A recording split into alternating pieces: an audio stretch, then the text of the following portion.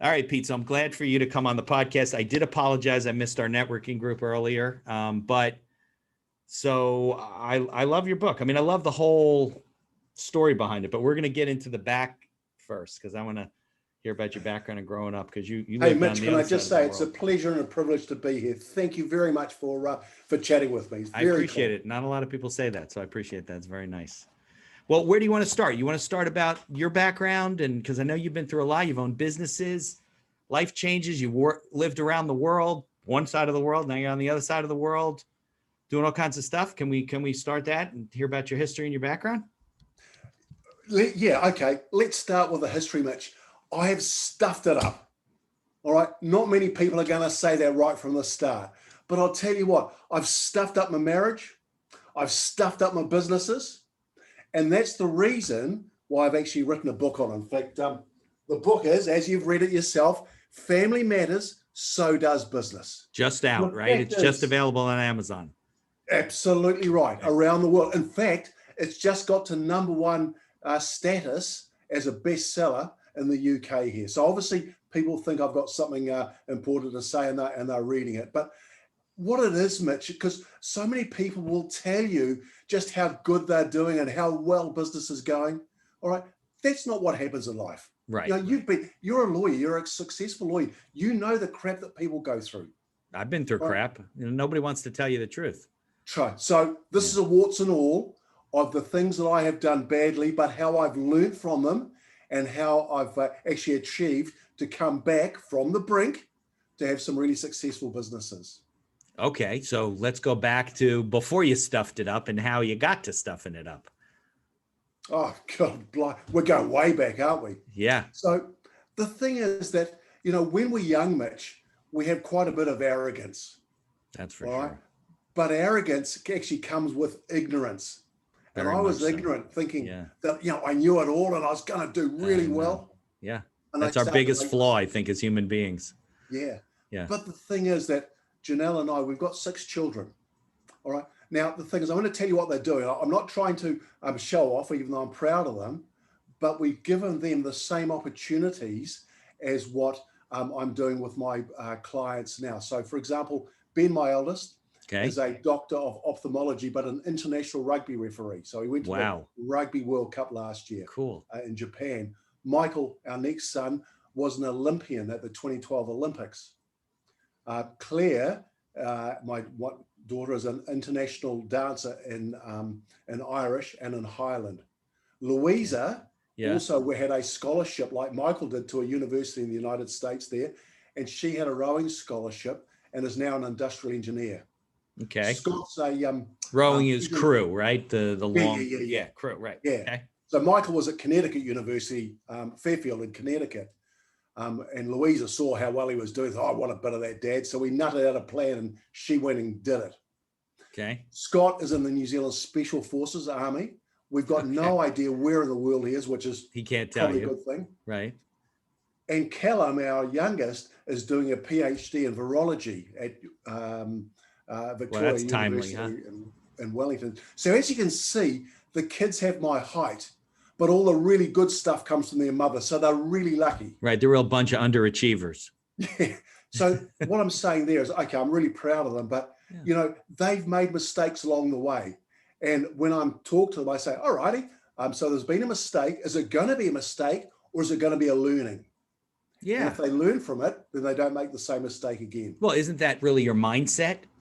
Like people look at things as failure, or they look at things like, well, I learned how not to do something. I mean, it's a growth opportunity, right? So it really depends on what's in your mind, how you look at it, or your children look at it, right? Mitch, I love the way you're talking there, because not too many people think like that, sir. I've interviewed because a lot it's about your top 2 inches, and it's your the subconscious, putting the good stuff. Because so often, here's an example for you.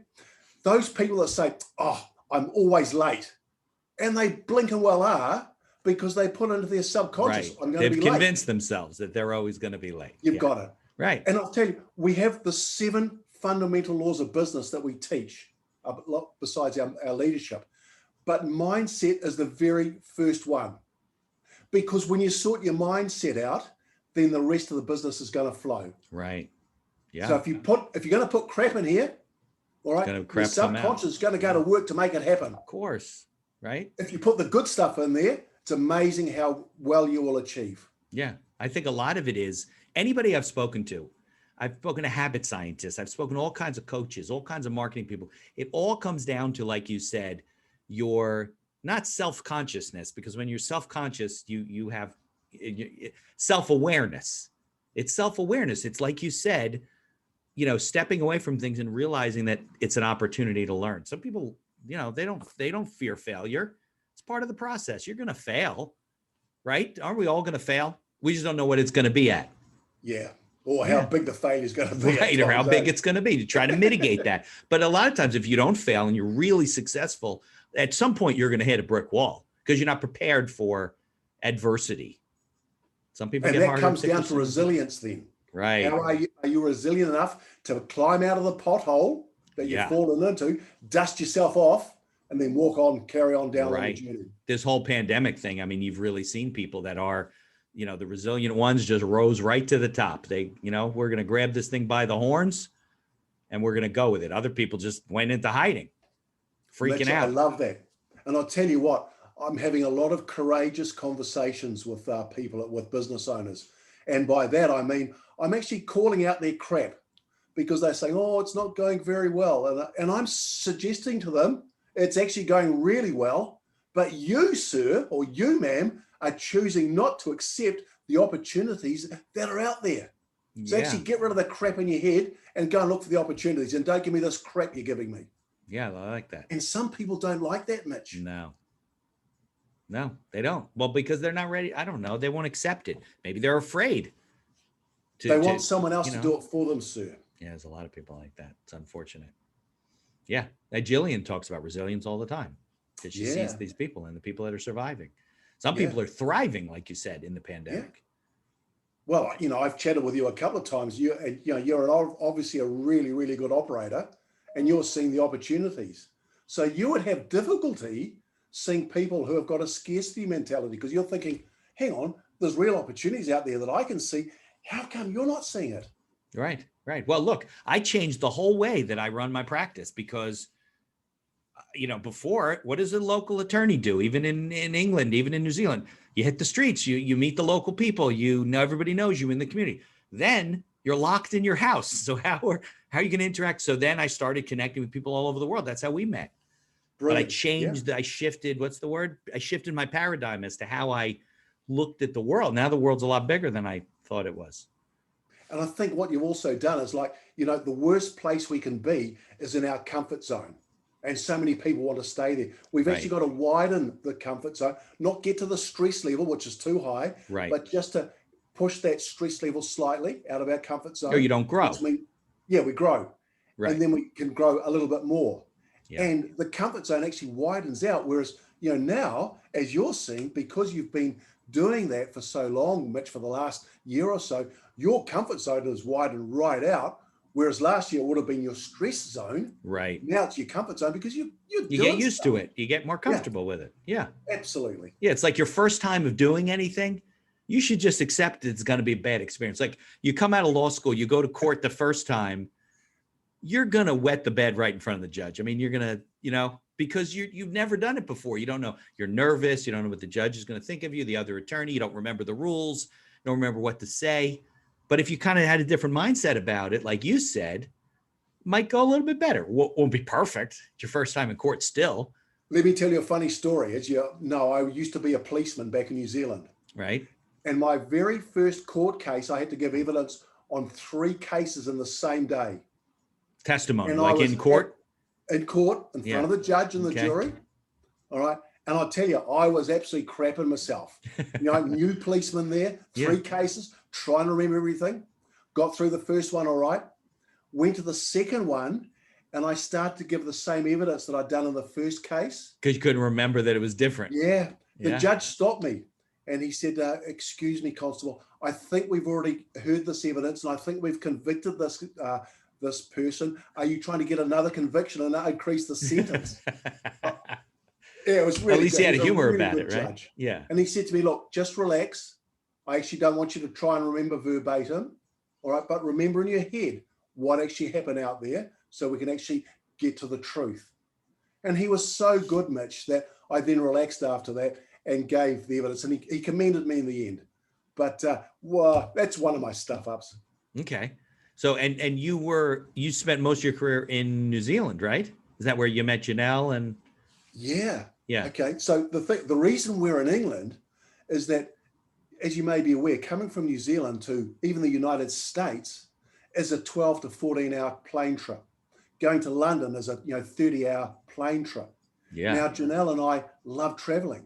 So one day we thought, instead of doing this traveling from New Zealand all the time, let's go and base ourselves in England, because if we put a pin in the map where we are, 3 hours gets us all through Europe, down into Africa as well, whereas a pin in New Zealand, 3 hours, gets us just to the east coast of Australia and some of the islands above New Zealand.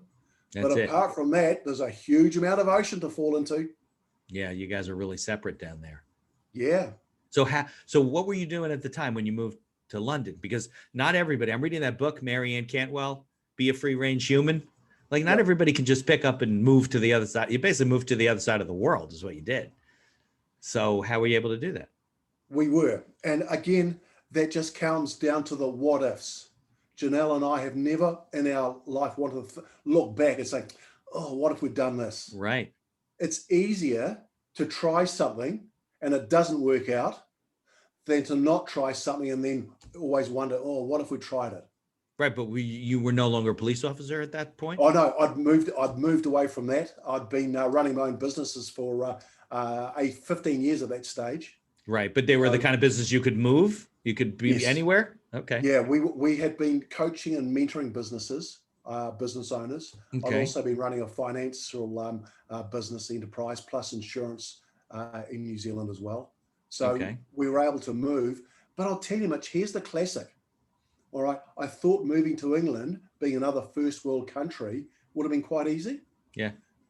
It was really, really difficult. Really? Oh, it is probably the hardest thing I've done in my life. What was so hard about it? Well, that's really interesting. Like the culture is different. Even though we speak English, we're first world, just trying to integrate into the English way. And we had to integrate because it was their country. Right. All right. But the way they do things, just the way, like you can tell I'm quite gregarious, believe it or not. The English are very conservative. So I've had to dial myself down. And I think that's why I get on so well with the Americans, because you guys are very similar to we Kiwis. You want to get out there. Yeah, exactly. And do stuff. Make it happen. Yeah, the English aren't quite. And it's no disrespect to the English, because let's face it, they've won a couple of world wars as an island. So they're doing pretty well, eh? Yeah, well, it used to be the sun didn't set on the British Empire. That's not the truth anymore. So yes. The monarchy's going to, that might change in the next 50 or 100 years. So I was 53 when we upped country and left. And I think, talking about resilience before, when you're in your 20s or 30s, it's a lot easier to move. It is. But I'll tell you what, at 53, I found it pretty difficult. Yeah, I'm 54. I think it would be difficult for me too. I mean, it's funny. We were talking recently. Mate, you scrub up well. You only look 47. I appreciate that. But I was talking to my wife the other day. I forget what it was about. One of us said, like, if we won the lottery, like, where would we go? We could go anywhere in the world. New Zealand came up. My wife's like, we should go to New Zealand. I'm like, why did you pick New Zealand? Just seems like a nice place to live. It's not too crowded. A lot of land, beautiful countryside. I think the weather's kind of right. Your weather's pretty moderate. She likes kiwis. It's a good fruit, so. Well, here's something for you. A little bit of knowledge. New Zealand is the same size as the British Isles, land-wise, yeah? Okay. Cool. So we have 4 million people in that land mass and 15 million sheep. The UK, they've got 66 million people in the same landmass. Yeah, well, that's why you're able to not have a COVID outbreak and stuff, because you can control, and you probably still have a lot of beautiful countryside, and I don't know. I got to visit New Zealand, and I'm a very big. I'm into fishing, fly fishing, and I know there's a lot of beautiful fishing in New Zealand. Yeah. So that's when you come out and I'm back there, we'll go fly fishing. Definitely a bucket list trip. Yeah, nice. Yeah. So, by the way, I didn't even ask you, is this your first book?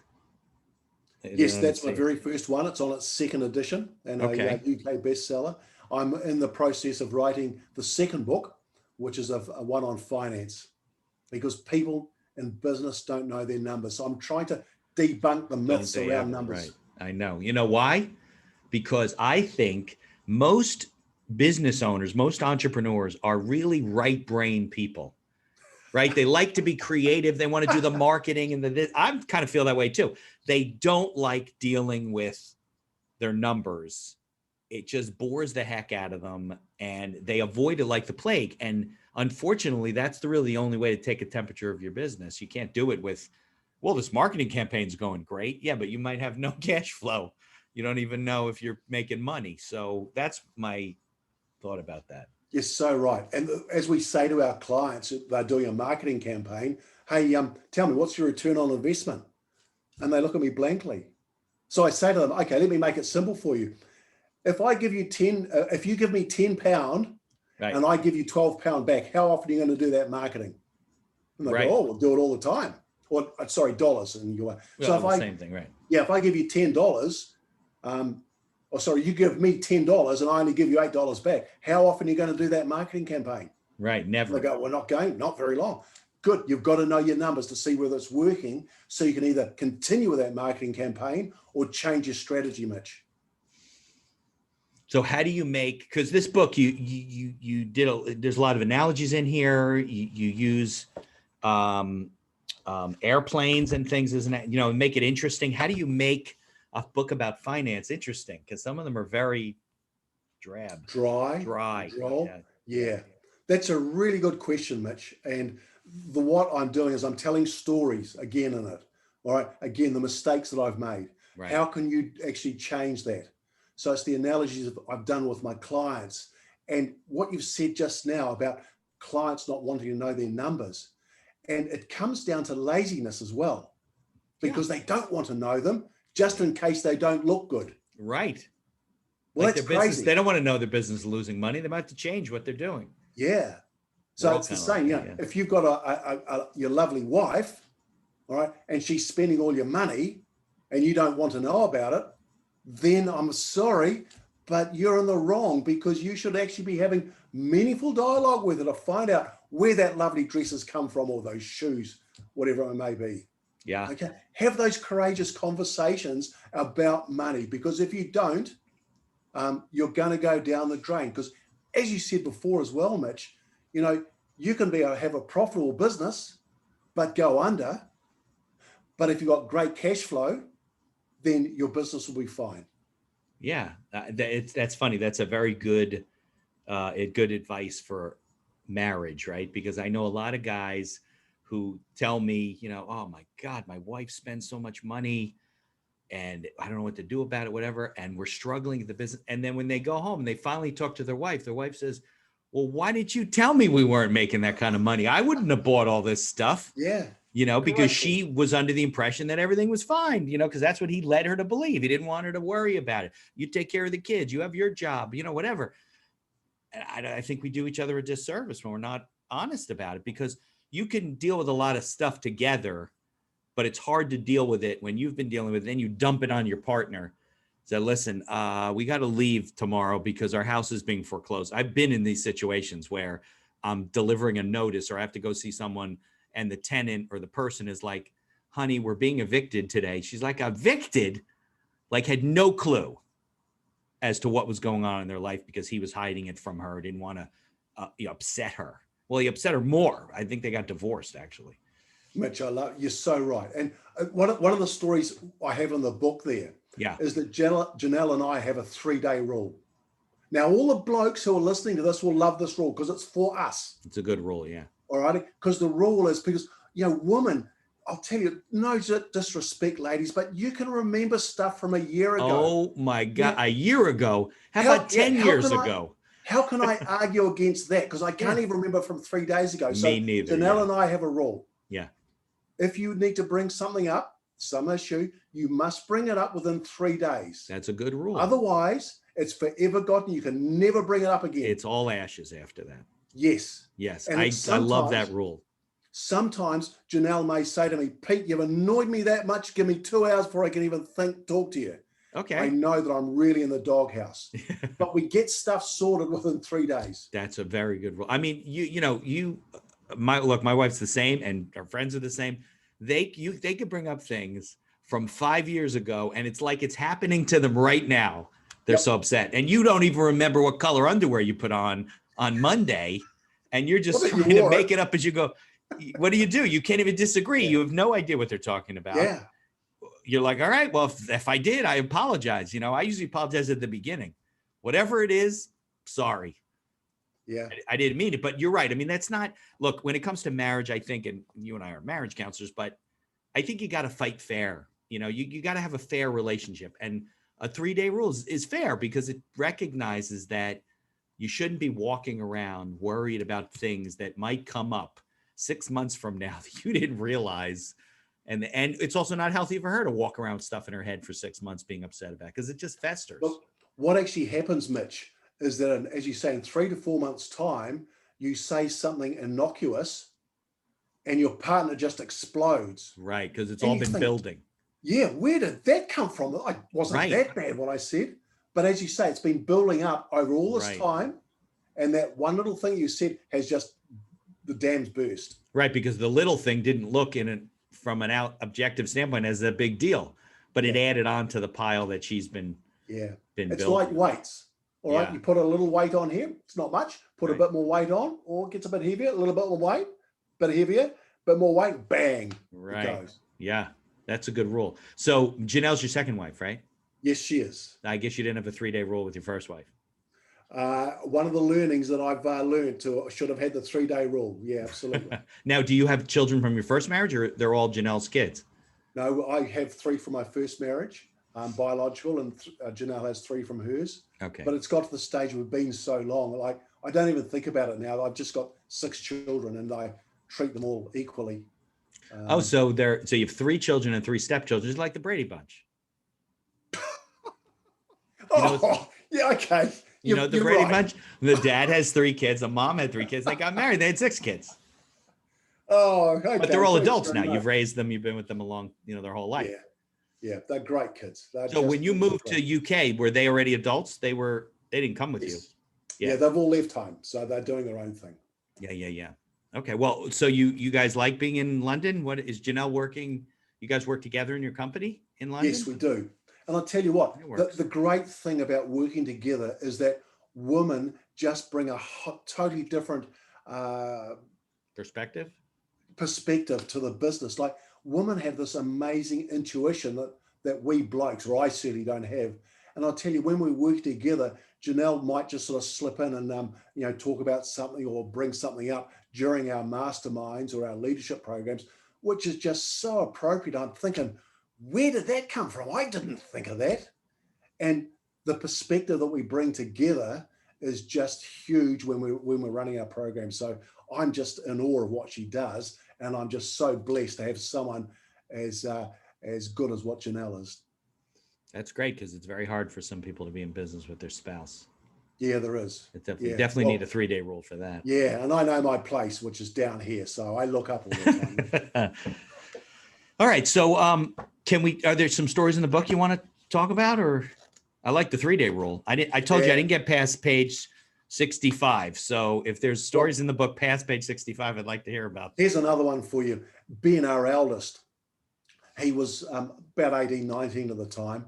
And he had just got this new girlfriend, which he wanted to impress. And we were going away for the weekend. And he said, Dad, can I borrow the car, please? I want to really impress my date. And I said, yeah, no, I'm happy to do that on the proviso that you mow the lawns first. Would that be a deal? Okay. Yeah. He was supposed to mow the lawns anyway? Yeah, that's fair enough. So we come home from the long weekend to a very, very upset and angry young man. And he said, Dad, you didn't leave the car keys for me. My weekend's been ruined because of you. And I said, well, that's interesting, Ben, because I'm sure I tied the car keys to the lawnmower handle. And he didn't even look. Exactly right.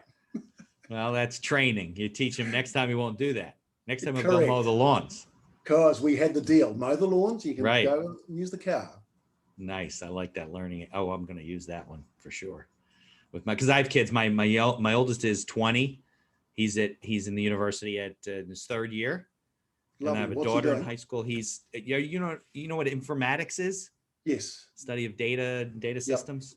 So he's at Indiana University studying informatics. I never heard of it till he got there. He said, Dad, I'm moving out of the business school and I'm going to study informatics. I go, I want to talk to your advisor. What the hell is that? Some crappy thing you're going to go and, so I talked, this guy says, no, it's one of the top 5 programs in the country. Yep. And it's an up and coming field. So I said, okay, good. That means I don't have to pay your bills forever. So whatever works, I'm good. Nice. So, and then I have 2 girls in high school. So, yeah, 2 daughters. You had a daughter as well? 2 daughters. One is a senior in high school. She's waiting on college, and the little one's a freshman. So 2 girls. So a boy and 2 girls. I didn't do 6. I did 3. Yeah. Here's another story for you, and especially this relates to daughters, right? And it's the thing is that we blokes are really protective of our daughters, and both Claire and Louisa have said to me, "Oh, you treat us so differently to what the boys are, Dad." And I'm going, "Yeah, so." Well, it's not fair. And I said, "You're right. Of course it's not fair. You're my daughter. All right. I don't, respectfully when I say this, but I don't want some bloke doing to you what I might have been doing to some other bloke's daughter when I was younger." That's unfortunately true. Yeah. Yeah. Because you were a teenager too, like all these other guys, Yeah. I said to them, if you get into a difficult situation which you feel uncomfortable about, what I want you to do is take out your phone and give it to the bloke and say, "Please ring my dad. And if it's all right with my dad, then it'll all be all right with me." Right? Now, the thing is, 2 things have happened over this. I've never had a phone call from either daughter. Right, I'm sure you have. So either nothing's happened or they've been that wild that everything's gone with the blokes they've been with. Right, it's possible. But both of them have come to me in their later years and said, "Dad, that was just so helpful because it took the pressure off us that if we were in a difficult situation that didn't know how to handle it, we could just take our phone up and you would be on the other end of the phone if we needed it. We could just say to the bloke, you ring my dad." Yeah, I mean, I hate it to sound like a double standard, but it is. I am more protective of my daughters than my 6'3", size 13-foot son. Get over it, Mitch. Absolutely, it's double standards. And regardless of what our daughters say, we are men with daughters that want to protect and love them. And that's why it's a double standard. Yeah. And I'm sure you're more than confident your daughters can handle themselves. And but you just know the other side of it. So there's a lack of trust. And I think it's actually a respect thing for our woman because the woman, they actually nurture our children. They actually are the mothers of our children. They look after our homes and that. So we need to respect our woman. And it upsets me when I don't see this respect being shown to the woman. Yeah. Because it's so important, Mitch. Yeah. I mean, I don't want to sound chauvinistic, but if you look at everything in history, religion, things like it's all about suppression of women. Yeah.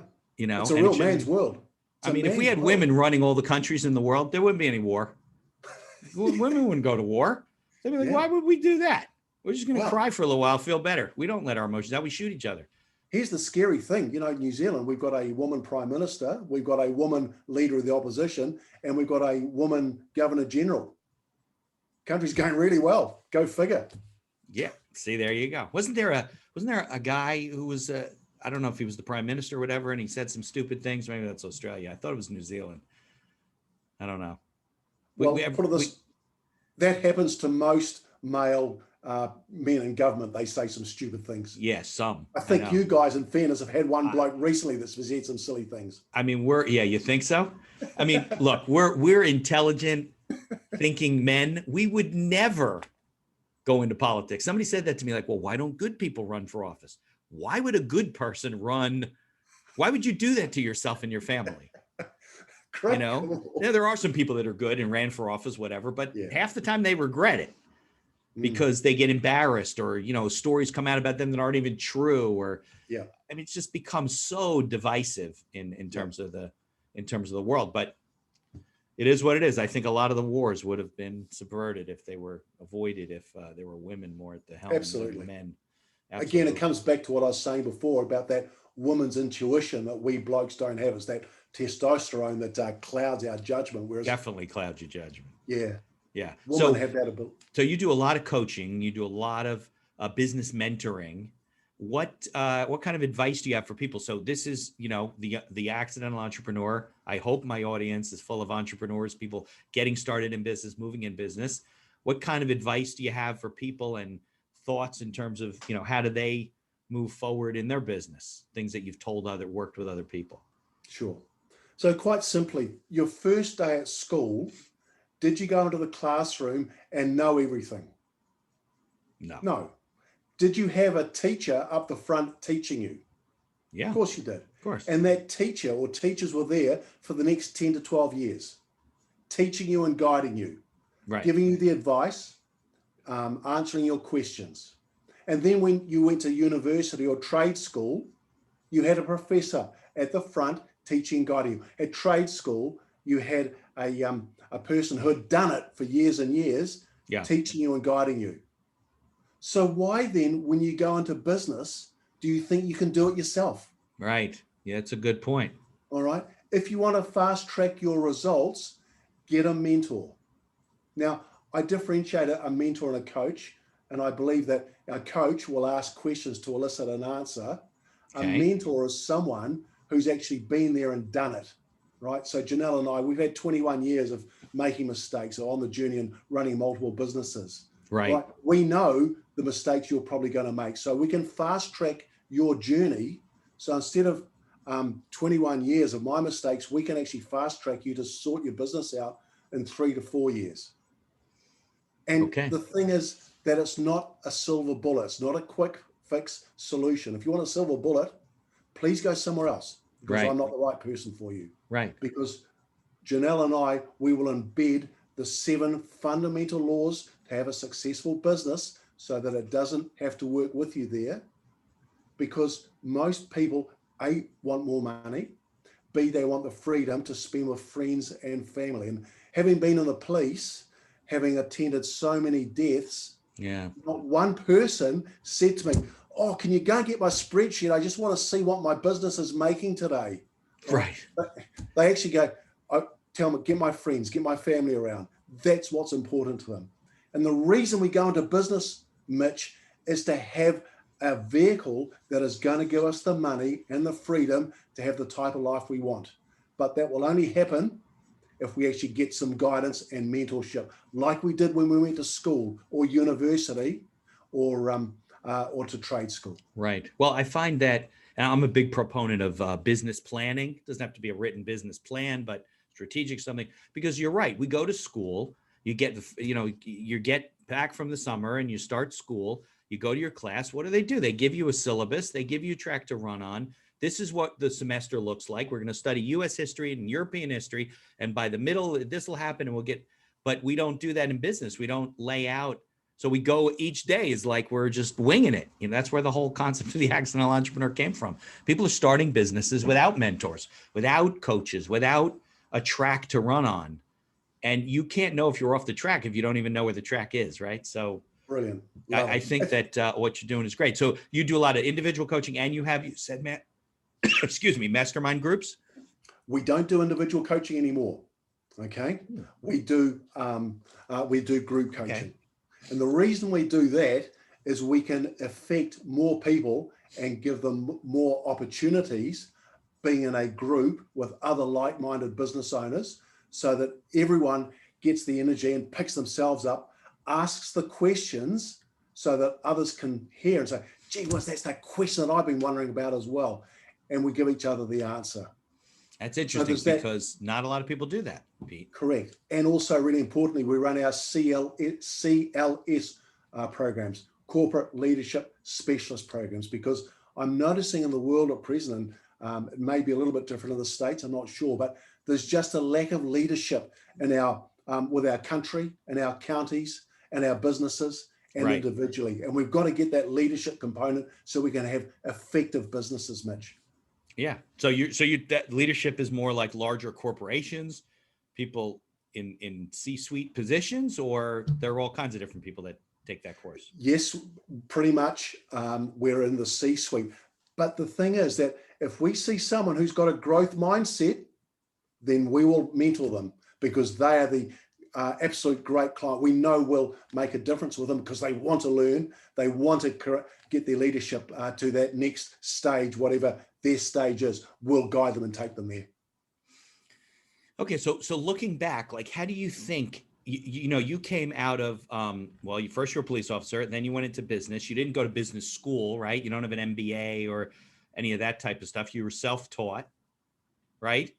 How did you have mentors along the way? How did you get to where you are now, where you're mentoring and teaching other businesses? How did that develop? That's a great question, Mitch, and you're so right. As well as being in the police, I was in the New Zealand Army as well, so I've had the leadership training there in the police. I got to fairly high levels in both those. I've been a high level referee, so there's that leadership, how understanding how to deal with people. But the thing is that all the way through my policing, my army, my refereeing days in business, I've always had mentors, not one, but normally 2 or 3, depending on what I need. Right. And if I hadn't had mentors, I would not be where I am today. Right. Simple as that. Right. Now, these people that you met, how'd you meet them throughout your life? They were from when you were young, people you grew up with? No, not entirely. And again, I put things out into the universe. And the thing is that the universe hates a vacuum.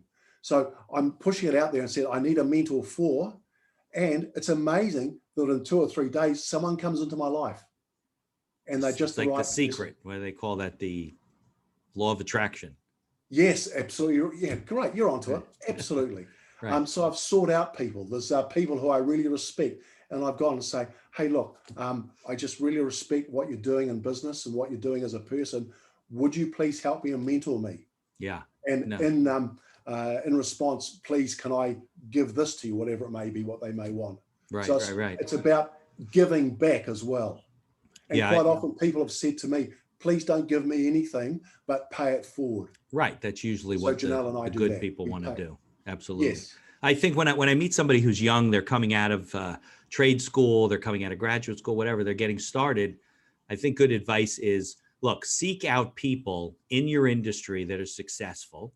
And maybe you can't reach, Richard Branson, but you might be able to, contact somebody at a little bit lower level and have coffee with one person a month.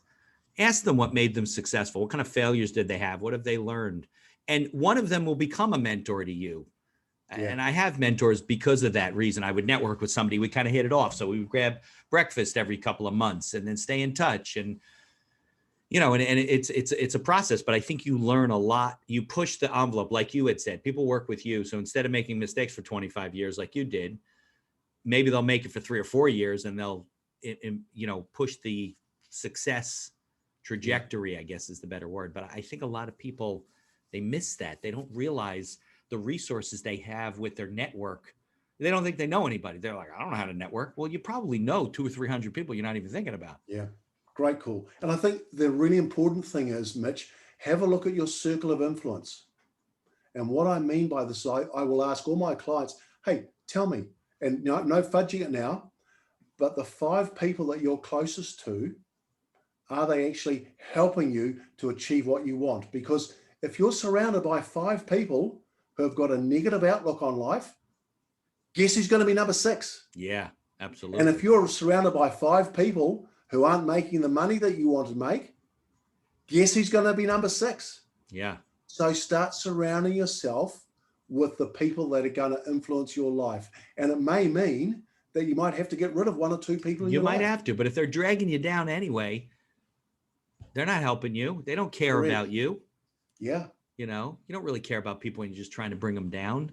I know. Yeah. I've known people like that over the years. Maybe it's their own insecurities or whatever the reason is, but it doesn't serve you well. That's a tough thing for people, I think. This is, I think what I'm finding in the UK here is that quite often people want to try and drag you down to their level. Yeah. Whereas I love the American, I love your culture. You celebrate success so incredibly well. You think? I see a lot of people trying to drag you down too here. Oh, you don't see it as much?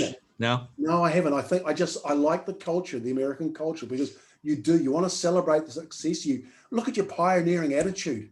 You're one of the most successful countries in the world, and you only started a couple of 100 years or 400 years ago. That's true. And look what you've done. You've gone from the East Coast across the West Coast. You've pile driven in all those railway tracks. You've made these huge roads. You've put men on the moon. All right. Yeah. Good stuff, man. Yeah. Well, we're a melting pot. That's why we brought all these people from all over the world and got them all together. And so let's make stuff. Luckily, you had the Kiwis across there too, because that's what's made the difference for you. That's for sure. That's what I was saying. There was a really good movie about New Zealand. It was kind of a rom-com movie, but it was this woman was an executive, very high stress job, and somehow she won a contest where she got an in New Zealand. And she's like, I'm going to go over there and take a look at it. And she needed to get away. Life was just beating her up. I think she had a heart attack, something like that. So I'm going to move to New Zealand. So she picks up, takes all of her stuff, sells all of her possessions, has a couple of bags of stuff, goes to this town in New Zealand.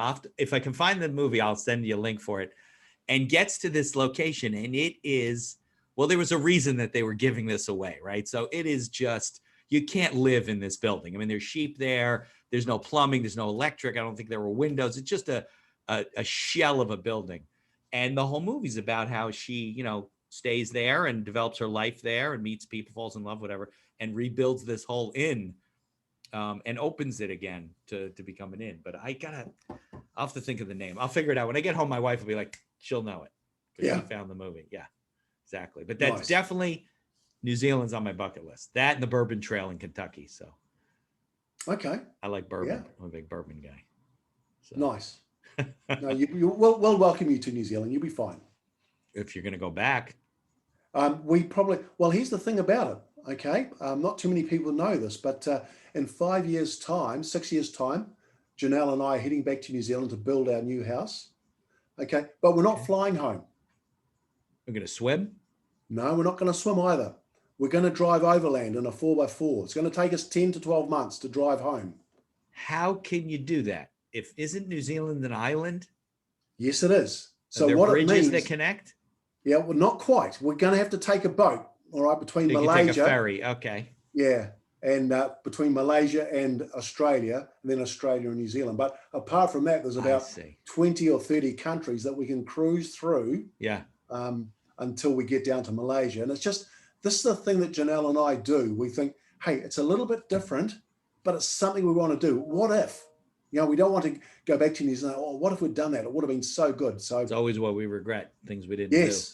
What is that? Eat, Pray, Love? Was that the book where she just traveled the world? And Yeah.